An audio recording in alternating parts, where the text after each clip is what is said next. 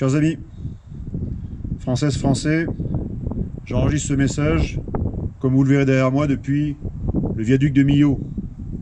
Un viaduc, un pont splendide qui illustre parfaitement ce que nous, Français, sommes capables de faire. Ancré dans l'ancien pays, ici, et orienté vers la modernité, le viaduc de Millau est un pont qui rejoint deux rives. Actuellement, les criminels et les sociopathes qui ont atteint les marges du pouvoir et ont pris le contrôle de notre appareil d'État-nation, sont en train d'en détourner cet appareil contre moi, contre vous, contre nous.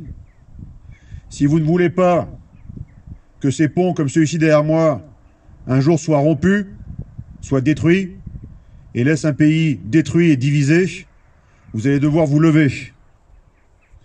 Il y a encore quelques jours, Pfizer a demandé l'accélération de la vaccination pour les enfants, les nouveau-nés, entre 6 mois et 5 ans. Allez-vous détruire ces ponts? Allez-vous détruire ce pont qui va relier vous et les futures générations?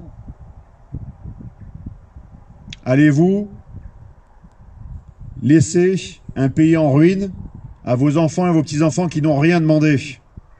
Alors que c'est nous, c'est vous, c'est moi, les héritiers d'un monde, de ce monde, la France, un pays séculaire, millénaire. C'est nous qui incarnons la liberté. C'est nous qui incarnons le droit.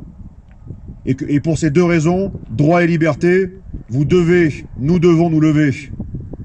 Maintenant. Voilà la raison pour laquelle je vais annuler la tournée de campagne pré-présidentielle pour rejoindre le convoi de la liberté. Ce convoi appartient à personne, parce qu'il appartient à tout le monde.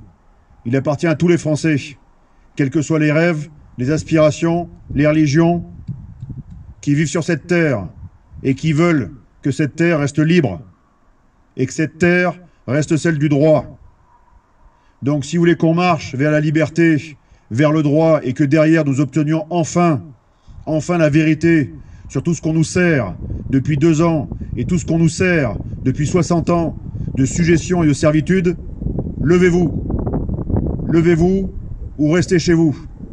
Mais en tout cas, le peuple de France devra assumer, par son courage ou son absence de courage, le destin, la destinée qui sera le sien. Armez-vous de courage, c'est maintenant qu'il faut agir.